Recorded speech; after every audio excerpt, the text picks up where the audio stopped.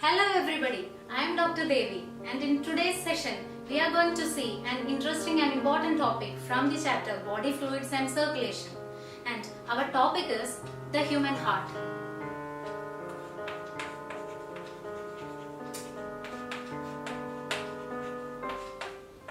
For the proper functioning of our body, our cells require certain essential substances like oxygen and nutrients.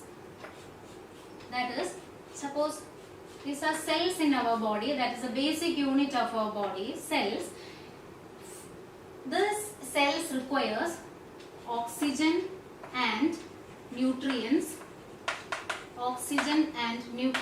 for its functioning. So the cells receives oxygen and do all the cellular activities, and as a result of cellular metabolism, various waste products, especially carbon dioxide, is forming inside our cells. Okay, and these carbon dioxide, that is a gaseous waste, has to be eliminated out of the body. Okay, dear students. Now, who is going to provide these essential substances to the cells and carries away the waste substances from the cell? For that, in our body, there is a transport medium that is known as the blood. And in human beings, the blood is a transporting medium and it is passing through specialized channels, the closed channels known as the blood vessels like arteries, arterioles, capillaries, venules and veins. So suppose this is a blood vessel, this is our blood vessel, and this is a closed specialized channel for the transport, for the passage of blood. Suppose this is a blood. So blood is passing through these channels. They are known as the blood vessels. Examples like arteries, arterioles, capillaries, venules and veins. Okay. For the easy passage of blood through the blood vessels, we need a pumping system, and that pumping organ in our body is our heart. Now we will move on to the detailed structure of heart. Okay, dear students, shall I rub this? Yes.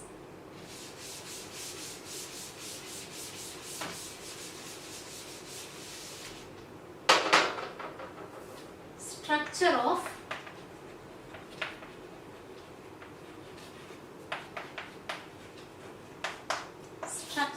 heart. Before going to the detailed structure of heart, we will see where is it located, what is the shape of the heart, what is the color of the heart and the weight of the heart. Okay, so heart is a conical shaped muscular organ. It is a conical shaped, it is conical in shape. Heart is conical in shape and it is a muscular organ. It is a muscular organ, weighs about, that is, its weight is about 280 to 350 grams in males, 280 to 350 grams in males, and about 230 to 280 grams in females.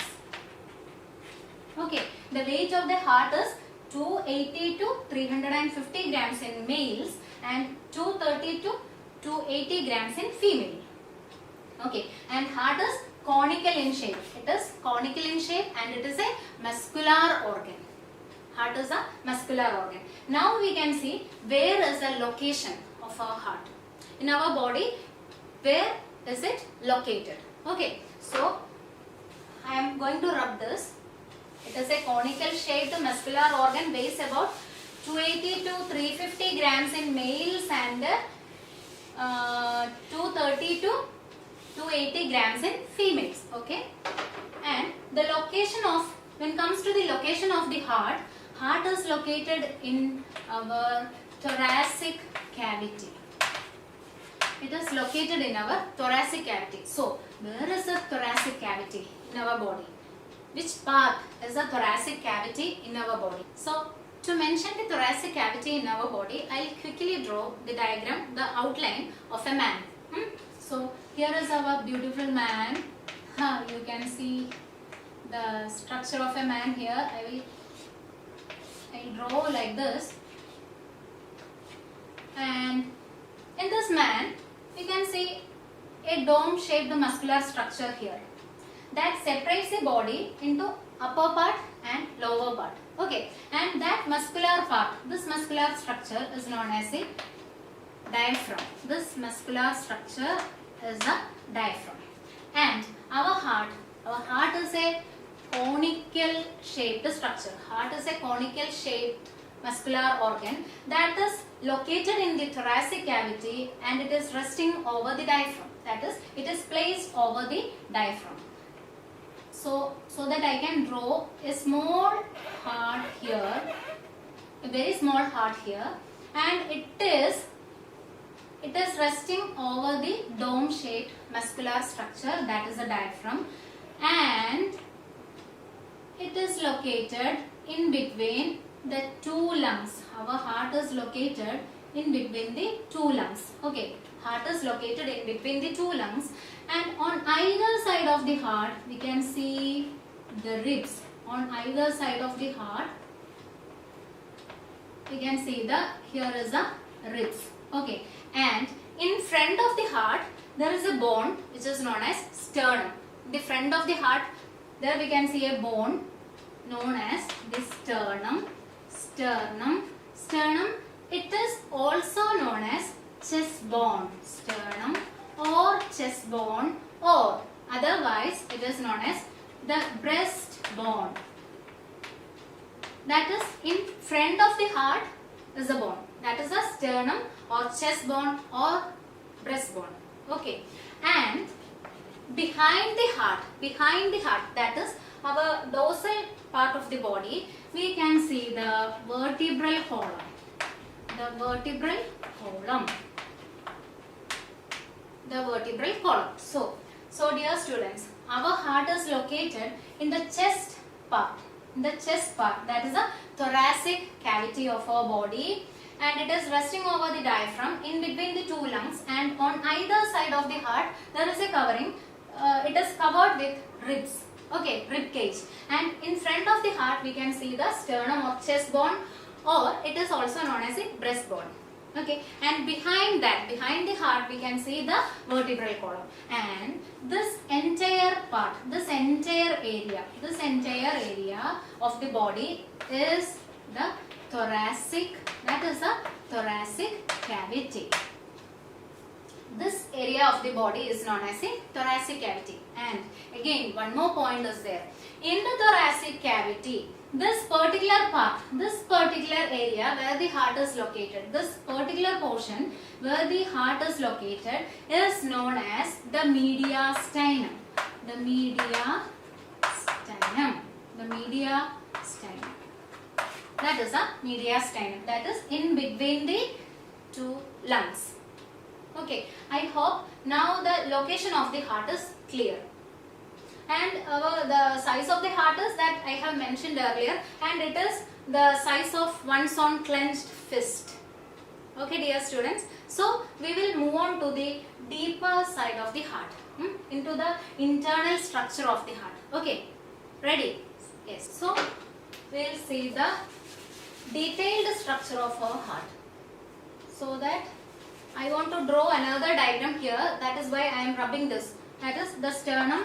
Then it is also known as chest bone, breast bone, and then what else? The vertebral column, etc.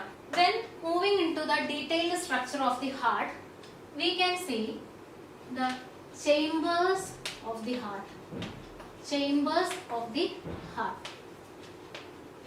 The chambers of the heart. Okay, so our heart is a conical shaped muscular structure. Again, I will draw the diagram. Our heart is a conical shaped muscular structure. If we are looking our heart from outside, we can see it like this, and this is a conical shaped muscular structure, our heart. Okay, now the heart is, and it is separated into two halves, the right half and the left half. That is, students, when we are learning the anatomy of any organ, we are looking at somebody else. Now you are learning the structure of human heart. So you are looking at me. Okay, this is my right side and this is my left side. This is my right hand, this is my left hand. And if I divide the board accordingly, now we can see this is the right side of the board. This is the right side of the board and this is the left side of the board. Okay, so here our heart is also divided into right half as well as a left half. So this is the right part of the heart and this is the left side of the heart. Okay, and at the top portion of the heart, that is a broader, much broader than the bottom portion. This broader or widened area of the heart is the base of the heart. That is the base of the heart. And this portion, this narrowed portion, that is towards the tip, it is getting narrowed. And that part is the apex of the heart. This is known as the apex of the heart. Okay, now we can move on to the chambers of the heart. Chambers of the heart. Okay, there are 4 chambers. We can see 4 chambers in our heart. 2 top chambers or upper chambers. 2 upper chambers or top chambers. 2 upper chambers or top chambers and 2 bottom chambers. 2 bottom chambers. Here we can see the 2 upper chambers, 2 in number, and 2 bottom chambers. 2 upper chambers and 2 bottom chambers. And these top chambers or the upper chambers are the receiving chambers. These are the receiving chambers. Upper chambers are the receiving chambers. Why they are known as the receiving chambers? Because they receives blood from different parts of the body. Upper chambers receives blood from different parts of the body. And these receiving chambers are known as auricles. These are known as auricles or atria. These are known as auricles or atria. Likewise, the bottom chambers. These are the bottom chambers. Okay, that bottom chambers are also known as, they are the pumping chambers.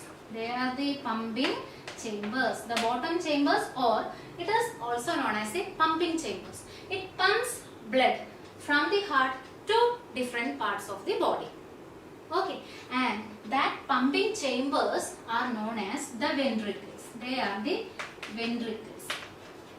The pumping chambers or the bottom chambers. The bottom chambers of the heart is known as the ventricles.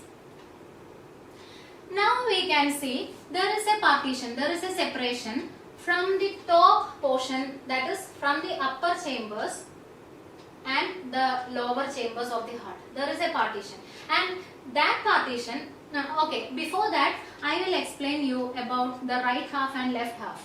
Okay, this is a septum, this is a partition that is known as, this is a muscular septum, that is, this is the septum that separates the right side of the heart from the left side. Now we know that this is the 2 upper chambers and this is the bottom chambers. So this is our right auricle and this is our right auricle, and this portion is our left auricle. And when comes down, this is our right ventricle and here comes the left ventricle. Okay, so this right ventricle is separated from the left ventricle through, the entire thing is known as a septum, and when comes to the ventricle, it is interventricular septum. So that I can write here in between. Inter means in between. Interventricular.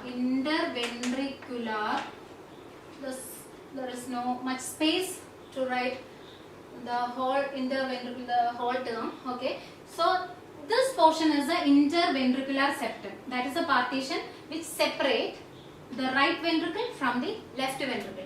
Likewise, here the top portion, we can say that this is the what?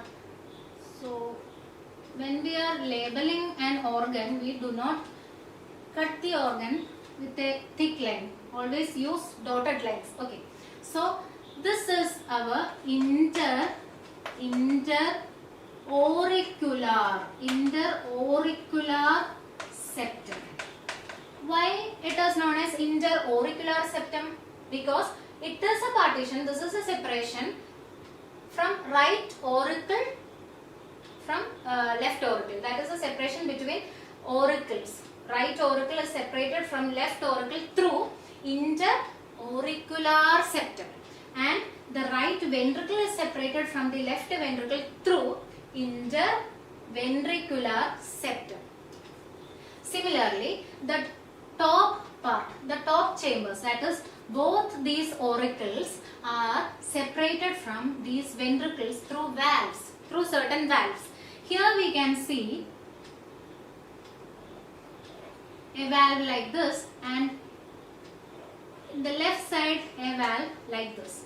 The left side we can see the valve like this, and these valves are known as auriculo-ventricular valves. These valves are known as ventricular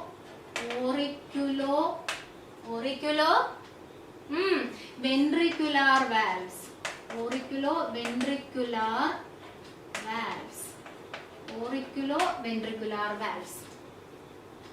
And what is the difference here? What is the difference you have noticed in these two valves?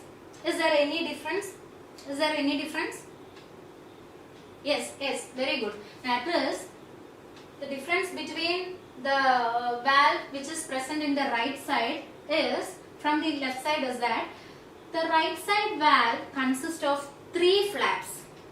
The valve which is present at the right side of the heart, that is in between the right auricle and the right ventricle, consists of 3 flaps or 3 cusps. Hence, the name of this valve is tricuspid valve. So, I am rubbing the students, that is auricles and the ventricles.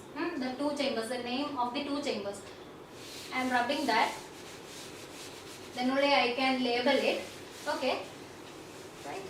Then, so the valve which is present the right side of the heart, that is in between the right auricle and right ventricle, is a, what is that? It is a tricuspid valve. Tricuspid valve, because it consists of 3 flaps, 3 cusps. Whereas here, the left side of the heart, the valve consists of only 2 cusps. Only 2 cusps. That is, there is a couple of cusps. Hence, the name is, here I can represent that, bicuspid valve. Bicuspid valve. Bicuspid valve. Bicuspid valve. Bicuspid valve. The bicuspid valve is also known as mitral valve. The bicuspid valve is also known as mitral valve. Here, shall I rub the interventricular septum, the labeling? Interventricular septum. I am going to rub that. Bicuspid valve, it is also known as the bicuspid valve, or it is also known as the mitral valve. Why it is known as mitral valve? Because it looks like a bishop's headdress or mitre. That is why the name mitral valve. Now, don't confuse it with the tricuspid valve. That is, the right side of the heart, the auriculo-ventricular valve has 3 cusps or 3 flaps, but in the left side it has only 2 cusps. For that, I can give you a clue like this. That is, this is a letter L, alphabet L. Okay, dear students, L is for left. That is for left side. And how many fingers are here? 2. 2 fingers represents the alphabet L. So that you can remember that In the left side of the heart, the valve consists of two cusps. Hence the name bicuspid valve. Whereas here the name is tricuspid valve. Now one more thing is that is these valves are kept in position during the pumping of heart. How it is keeping in the position? That is through certain cord-like structures, certain thread-like structures, and these thread-like structures like this, and these thread-like structures are attached to papillary muscles, to some muscles which are present in the wall of the heart. They are the papillary muscles in both sides. In both sides, these are attached with papillary muscles, and these thread-like structures are known as chordae tendineae. Chordae tendineae. The thread-like structures that attaches with papillary muscles and that helps to hold or to keep the valves in position during the pumping of the heart. Okay, and that thread-like structures are known as chordae tendineae. And these chordae tendineae, the thread-like structures, the chordae tendineae are attached with papillary muscles. They are attached with, these are the papillary muscles. These are attached with papillary muscles. Okay, dear students. Now let us move on to the four chambers are here, and the valves are also represented here. Chordae tendineae is there, papillary muscles are there. This part is the base and this portion is the apex. And now one more thing is that our heart, it is located in our thoracic cavity, but the apex of the heart is slightly tilted towards the left side of the body. The heart is slightly tilted towards the left side of our body. The apex goes towards the left side of the body. Okay. Now we will move on to the blood vessels which are coming into the heart as well as going out of the heart. Okay. So that I can rub this. I am going to rub this labelings. I hope it is clear for you, and if you have any doubts you can ask me. Okay, so that I am going to rub all these things here. This also. Now we can see the blood vessels. Blood vessels in the heart. Blood vessels in the heart. When we are coming into the blood vessels of our heart, there are two veins, major veins, that carries blood to the heart. There are two major veins that comes into the heart. They are, here I will represent the major veins. One vein is here, that is our superior vena cava, and the other one is located here. This is our inferior vena cava. The superior vena cava opens here, and the opening of inferior vena cava is here. That is, both these veins open into the right auricle. This is our superior. This is a superior vena cava. This vein is a superior vena cava, this one, and this is our inferior vena cava. Superior vena cava and inferior vena cava. Okay, and this superior vena cava, what is the function of superior vena cava?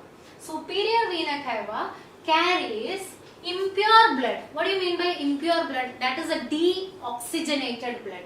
Impure blood or deoxygenated blood impure blood or deoxygenated blood or impure blood, that is the blood which is rich in carbon dioxide. It is the blood which is rich in carbon dioxide or deficient in oxygen. That is after cellular metabolism,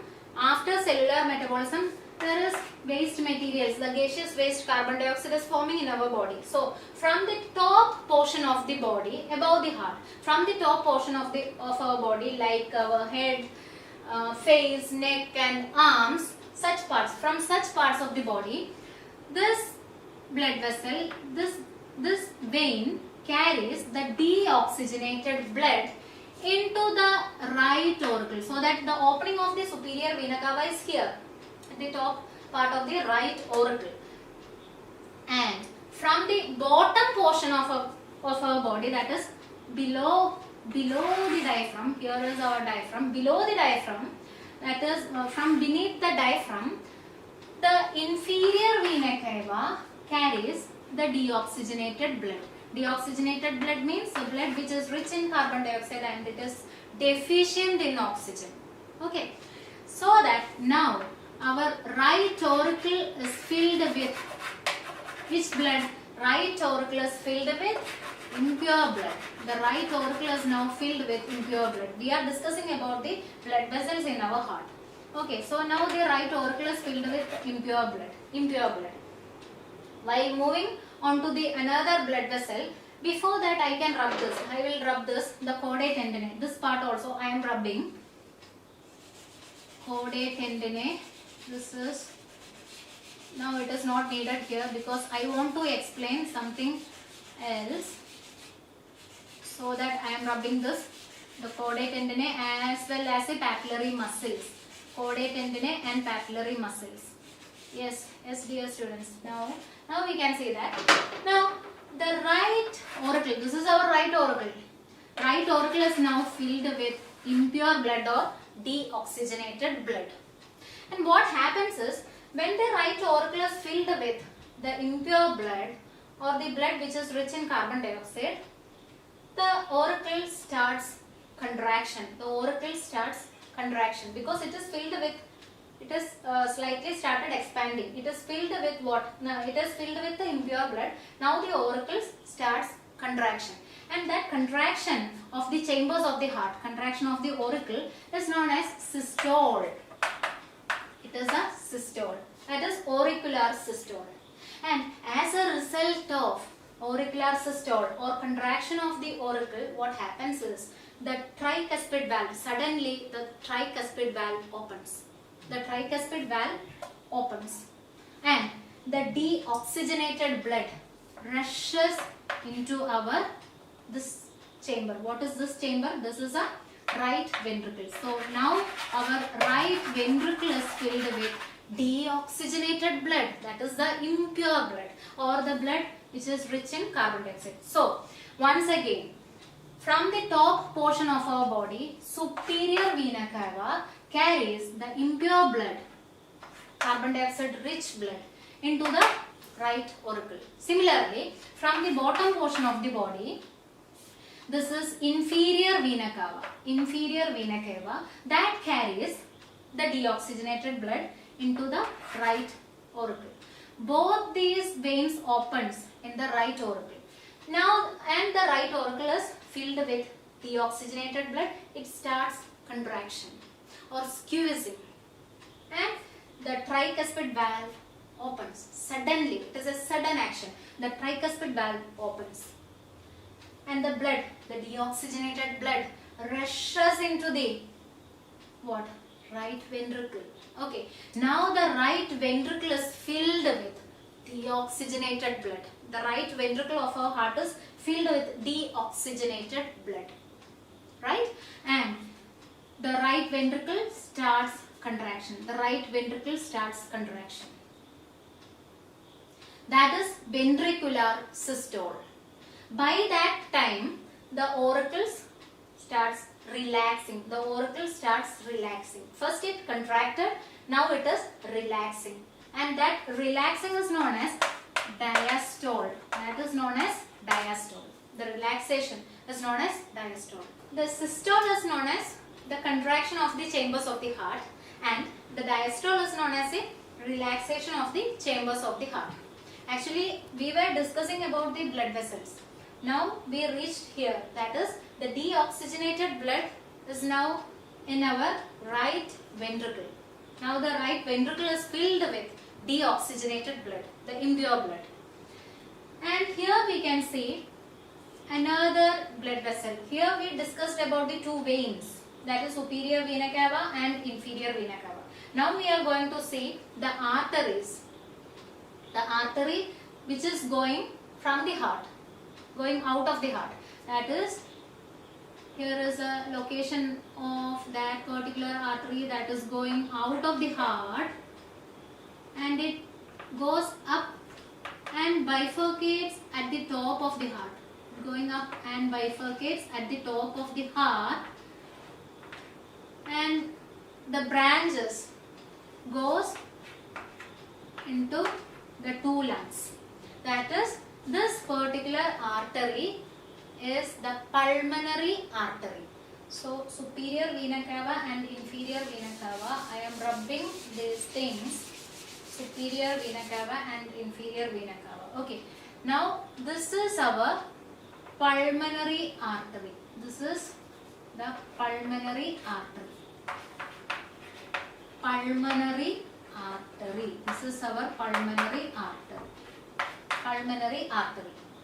Okay, so this pulmonary artery opens from the right ventricle, and when the pulmonary artery is going up and above the heart, it just bifurcates. One part is going to the left lung. This is the left side. So one part of the pulmonary artery is going to the left lung. One part of the pulmonary artery is going to the left lung, and the other part of the pulmonary artery is going to the right lung. So the pulmonary artery originates, it opens from the right ventricle of the heart. It goes upwards and it bifurcates into two. One part is going to the right lung and the another part is going to the left lung. And this carries the deoxygenated blood. The pulmonary artery carries a deoxygenated blood. That is, our right ventricle is filled with deoxygenated blood. Now the right ventricle, after filling it with deoxygenated blood, the ventricle starts contraction. That is a ventricular systole. As a result, there is a valve that separates the right ventricle from the pulmonary artery. Why it is known as pulmonary artery? Because this artery is going into the lungs. The word pulmonary, that is related with lungs. So the name pulmonary artery. It is going to the two lungs. Okay. So as a result of the ventricular contraction, the valve that separates the right ventricle from the pulmonary artery, that is a semi-lunar valve. Semi-lunar valve, because it is half moon shaped valve. That is why it is known as a semi-lunar valve. And the semi-lunar valve, which is present at the lower part of this part of the pulmonary artery, is known as pulmonary semi-lunar valve. That is known as a pulmonary semi-lunar valve. Pulmonary semi-lunar valve. Pulmonary semi-lunar valve is located here. That is the separation that separates the pulmonary artery from the right ventricle. So as a contraction occurs here, that results in the opening, the sudden opening of the semi-lunar valve in the pulmonary artery, and the deoxygenated blood enters into the pulmonary artery and it goes to the two lungs. It goes into the lungs. In the lungs, the blood leaves carbon dioxide, the gaseous waste here in the lungs, and the blood receives what? Oxygen. It receives oxygen. Now the blood is known as the oxygenated blood. the oxygen rich blood, because blood receives oxygen from the lungs, both lungs. And now that oxygenated blood has to reach the heart. For that, there is another blood vessel that is known as a pulmonary vein. Pulmonary vein. This is a pulmonary artery that carries impure blood to the lungs. In the lungs, the blood leaves the carbon dioxide and takes in oxygen. Oxygenation occurs. Okay, and that oxygenated blood is reaching to the left auricle of the heart through pulmonary vein. Through pulmonary vein. That is, the oxygenated blood is reaching to the heart through pulmonary vein. So the two pulmonary veins rises from the left lung as well as here also from the right lung also two pulmonary veins. Both the pulmonary veins. So we cannot show the pulmonary veins which are arising from the right lung in this diagram here. Imagine that is going through the back side of the heart, and that also the pulmonary veins from right lung also open in the left auricle. Now the oxygenated blood is passing or enters into the left auricle through pulmonary veins. Through pulmonary veins. These are the pulmonary veins. Pulmonary veins. 4 pulmonary veins are there. Okay. So that is our pulmonary veins. So here we can see the pulmonary artery that is going from the heart with deoxygenated blood. But this is a pulmonary vein that is coming from the lungs to the heart with oxygenated blood. Now what happens? Now our left auricle. Now the left auricle is filled with which blood? Left auricle is filled with pure blood or oxygenated blood. And the auricle starts expanding. After then, the auricle starts contraction. That is the diastole. The systole of the auricle. Auricular systole. Okay. And as a result of this auricular contraction, what happens? The bicuspid valve opens. It is down the way. The bicuspid valve opens down the way, and suddenly that valve opens, and the oxygenated blood rushes into the which part is this? Rushes into the left ventricle. Now our left ventricle is filled with what blood? Oxygenated blood. Okay. Now what happens? This ventricle, the left ventricle starts contracting, squeezing. Here we can see another artery. Here there is another artery that is the major blood vessel in our body, which is I think this diagram is a bit confusing. Anyway, I am drawing like this, the deoxygenated blood. Okay, so this is our artery that is arising from which part of the body, which part of the heart? From the left ventricle. From the left ventricle there arises another blood vessel that is, I will label it here, that is, I am drawing a thick line here because this color is not that much clear, that is why. Okay. So this artery is our aorta. This is the aorta. So the valve, the bicuspid valve opens when the when the left auricle is filled with pure blood. The bicuspid valve opens, the pure blood reaches, the oxygenated blood reaches the left ventricle, then the left ventricle contracts. That contraction of the left ventricle results in the opening of another semilunar valve in the aorta. That semilunar valve is known as aortic semilunar valve. That is a aortic. This is a pulmonary semilunar valve here. This is a aortic semilunar valve. Aortic semilunar valve. So both the semilunar valves are the arterial semilunar valves because they are the semilunar, because they are the valves which are present in the arteries. So the aortic semilunar valve separates the aorta from the left ventricle. Now what happens? The pure blood, as a result of the ventricular contraction, the aortic semilunar valve opens and the pure blood or the oxygenated blood enters into the aorta, it passes through the aorta and it goes to different parts of the body. It goes to different parts of the body through branches of aorta.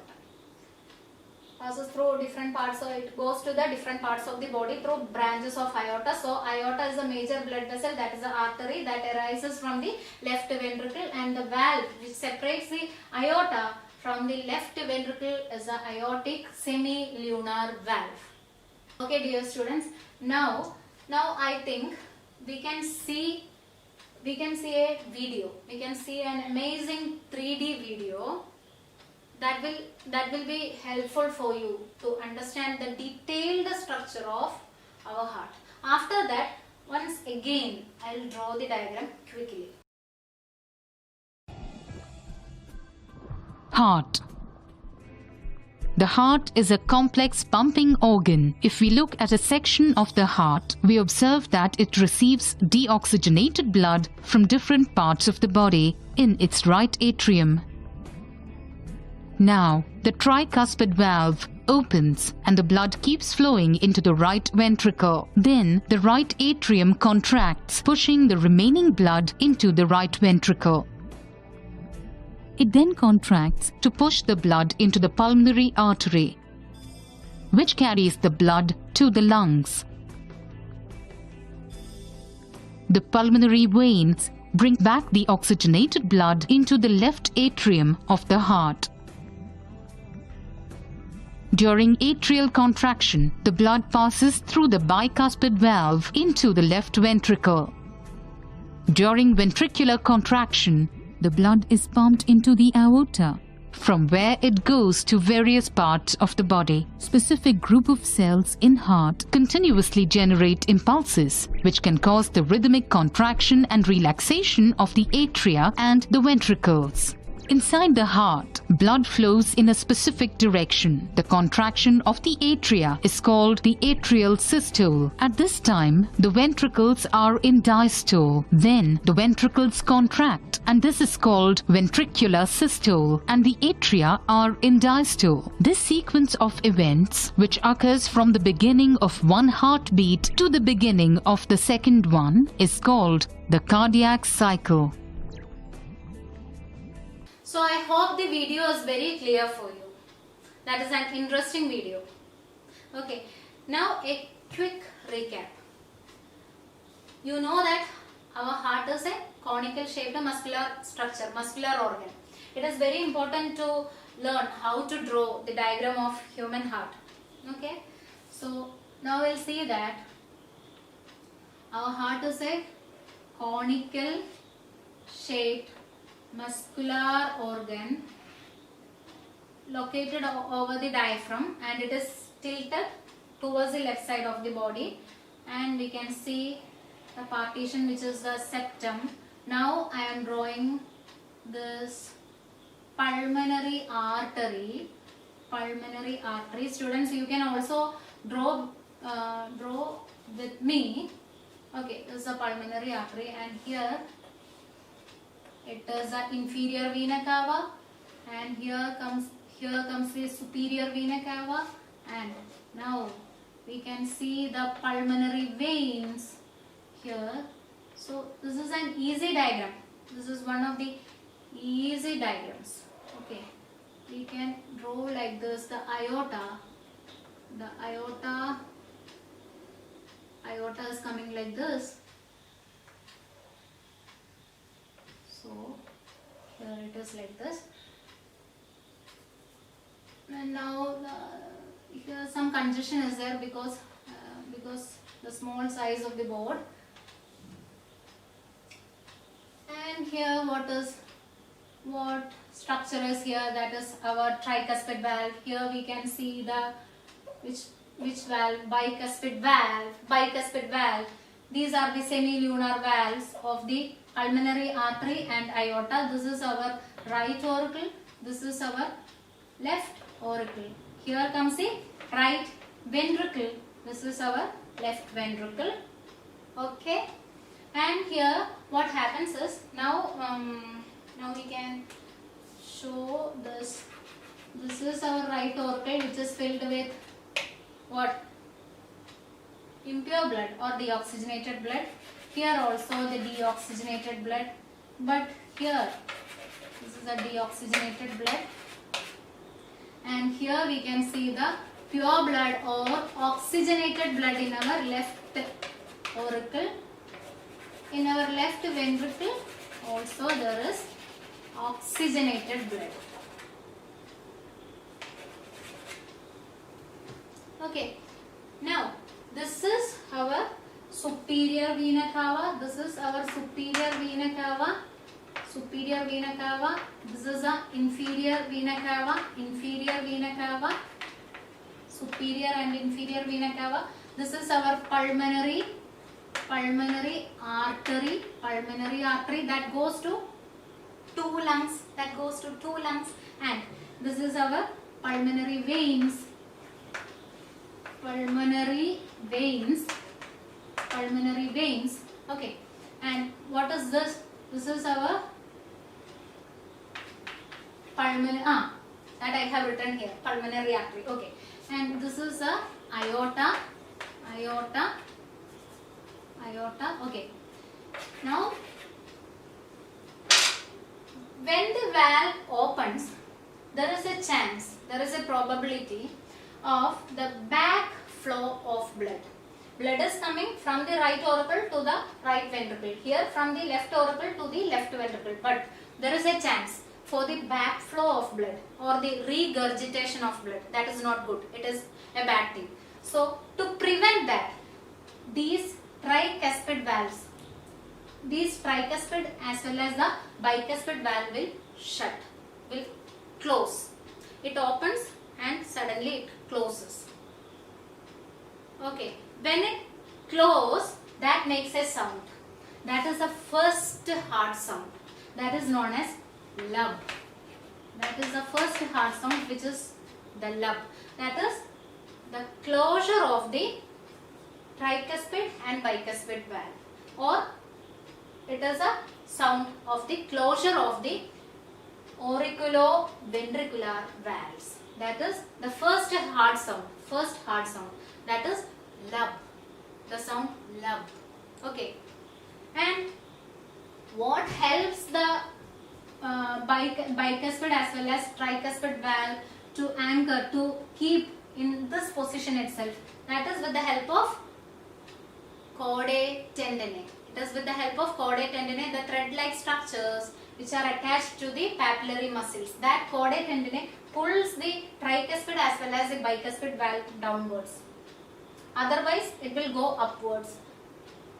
That may cause the regurgitation of blood or the back flow of the blood. To prevent the back flow of the blood, the chordae tendineae helps. That pulls the valves downwards. And the closure of the these auriculoventricular valves makes a sound lub. Now, these semilunar valves opens for the passage of blood through the pulmonary artery as well as through the aorta. From the pulmonary artery, blood reaches, the deoxygenated blood reaches the lungs, and through the aorta, the pure blood goes to different parts of the body. And here also, if the valves, first the valves opens, then suddenly the valves closes, and that closure of the semilunar valve makes the second heart sound. That is the sound dub. That is the sound dub. Dub. So the first heart sound is lub and the second heart sound is dub. When our heart beats, if we are using a stethoscope, we can hear the sounds like this. Lub, dub, lub, dub, lub, dub. Then a pause. Again, lub, dub.